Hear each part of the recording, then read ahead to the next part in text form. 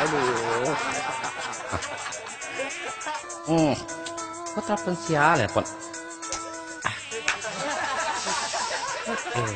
Sial ya, Pon.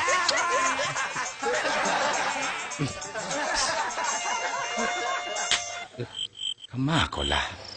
Tak yang keangket telepon nak. Panik telepon yang tadi. Dah lalu atau nanti bos sekali lu. Onde. Alah jam 2 risiana mana telepon malam-malam kalian. Ibet. Sial apa? Ya dia nangkek. Halo sayang. Dah lalu kah cinta? Deh, udah rindu bana aku ha. Kok tak telepon kau dalam 1 hari? Rasa 1 tahun raso. Apalagi 2 hari. Tuh 2 tahun tu. Omnyang wan. Sayang, ayo sabana lasu hak pai tadi nak.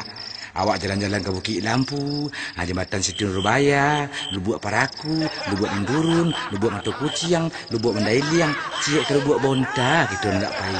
Pengalaman hari nak. Yo lasu abana ya nak.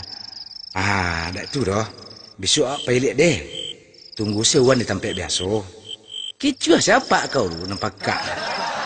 Apa bodoh? Besok pakai baju sekolah. Besok uan tunggu di simpang tempat wak batamu petang lek deh. Ayo. Kelamuh nak. Apa aku kicu saya apa aku ngente ya bodoh. Uruh kari yang ndak badagiang. Karena angin serabah. Kok macam-macam nyobeko ke kau karena berang kau. Biarlah uan menghadapi.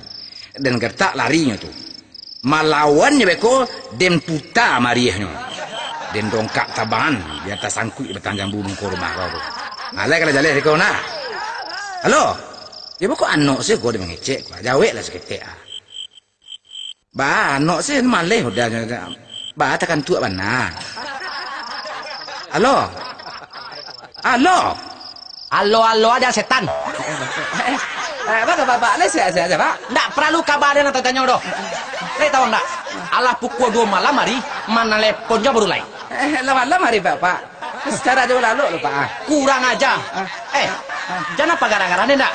Dan tahu siang, ang ibet kan? Apa tuh Pak? Di HP kau tasrek itu. Tu cek lah. Mangang kecak dan kuri masya. Di tabangan angin. Kang patan nurek mariah dan. Kang dongkak dia sampai ke balik Batan Jambu.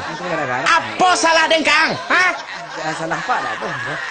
Mulai dari kini, indak usang telepon anak den, indak usang bahu buangan jo anak den lain. Kok indak sanangang, ang turi den, kok indak aden menuri ang. Dimang tunggu. Mantap. Den tunggu Pak kan dua buah. Pak buah nak Pak sekali. Kapun dua ngariang, kurang aja. Sampai di sekolah Pak. Assalamualaikum. Halo. Ang matian, den matian lo. Den cabik je pancas kali. Awasan biswa.